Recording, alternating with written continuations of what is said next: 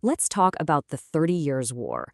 It was without a doubt one of the most brutal and destructive conflicts in European history. Just a dizzying, chaotic whirlwind of religious fighting, political backstabbing, and raw violence that completely reshaped the continent. But this isn't just a story about destruction. It's also an incredible story of creation. And right here, you see the core conflict of our story laid bare. On one side, you have the raw, visceral horror of the battlefield, and on the other, an object of just exquisite beauty and craftsmanship, made in the exact same era. This contrast, it just begs a fundamental question. How on earth did profound creativity manage to exist, and maybe even thrive, right alongside such unbelievable brutality? So, to really understand the art, we first have to get a feel for the world it came from. And this wasn't some distant war fought by professional armies. No, this was a conflict that tore through the very fabric of everyday life. It left an entire generation completely devastated. The human cost was just staggering. I want you to think about this number for a second. In some parts of Central Europe, the combination of war, famine, and disease wiped out up to 2/3 of the entire population. That's a scale of loss that's almost impossible for us to even wrap our heads around today. For a whole generation, war just became normal. Death was basically an everyday neighbor. And you can feel that reality in this chilling sculpture. This wasn't some abstract idea of a distant threat. For so many people, this was a picture of their daily life. Historians don't throw around a word like trauma lightly. This one sentence really drives home the deep, lasting scar this war left on the collective consciousness of Europe. It was a wound that would take centuries to heal. And that brings us to the real paradox of our story.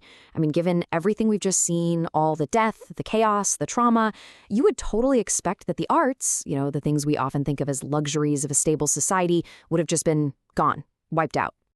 But it wasn't, not even close. The historical record is clear.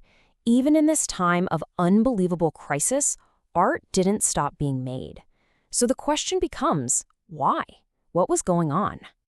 This is the big question we're going to tackle.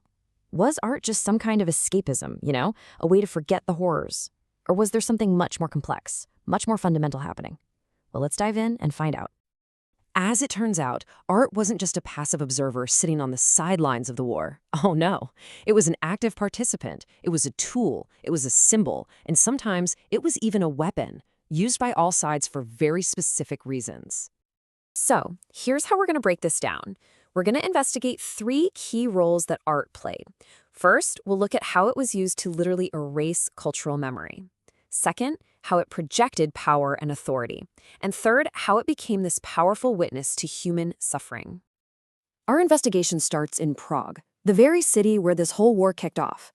See, after the Catholic forces won a key battle, the Battle of White Mountain, they didn't just defeat an army. They launched a systematic campaign to rewrite the cultural and religious identity of an entire nation. So, before things turned, you had this chalice on the teen church in Prague. It was a proud, very public symbol of the Utraquists, a kind of pre-Protestant reform movement. It was a clear statement to the whole world, this is who we are. And here is the victors' response. They didn't just take down the old symbols, they physically destroyed them. They melted down those Utraquist silver chalices and literally reforged them into these incredibly opulent Catholic objects, like this monstrance. This wasn't just redecorating. This was a powerful, symbolic act of cultural annihilation. Okay, next up, let's look at how art became this absolutely essential tool for propaganda, for projecting power on the world stage.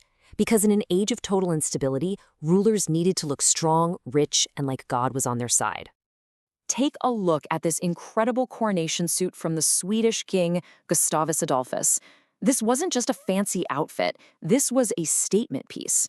The shimmering silver, the regal design, it was all carefully crafted to scream immense power and legitimacy, both to his own people and, just as importantly, to his rivals. And that whole game of projecting power went way beyond just clothes.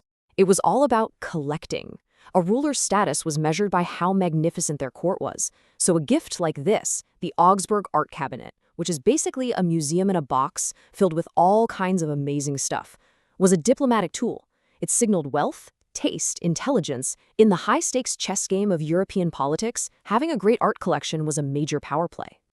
But art wasn't only a tool for the powerful. It also gave a voice to the powerless, and it became this profound, timeless witness to the human cost of the war. And this is where art stops being about politics and starts being about humanity. And there is no greater example than this masterpiece by Peter Paul Rubens. See, Rubens wasn't just a painter. He was also a diplomat who traveled all over war-torn Europe trying to broker peace. He saw the cost of this war with his own eyes, and this painting, The Horrors of War, is his passionate, desperate plea for it all to just end. Now, to really feel its power, you kind of have to decode the allegory. Rubens shows Mars, the god of war, just charging forward, unstoppable. He's trampling on books and music, all the symbols of culture. Venus, the goddess of love, is desperately trying to hold him back, but she can't. And that figure in black with her clothes all torn, that's the personification of Europe itself, grieving all the devastation. It's just this universal, heartbreaking statement on the tragedy of conflict. So let's bring this all together. We started with a paradox, right? How could art possibly flourish in an age of total war? Well, the answer we found is that it didn't flourish in spite of the war. It flourished because of it. The key thing to realize here is that art wasn't some luxury item separate from all the fighting. No, it was a vital necessity. It wasn't a passive observer. It was an active participant. It wasn't an escape from the war. It was completely woven into the very fabric of the war itself. I mean, think about it. Art was used to destroy one culture and build another. It was used to project the authority of kings and generals. And it was used by artists like Rubens to bear witness to unspeakable trauma and to issue this desperate human cry for peace. It played all of these complicated, contradictory roles all at the same time. And this all brings us to a final question, one to really chew on. We've seen how art during the 30 Years' War was so much more than just pretty pictures. It was an active force, shaping history. So, if art can be a weapon and a witness and a prayer, how does that change the way we look at the art, the monuments, and the cultural symbols being created and torn down in our own turbulent times?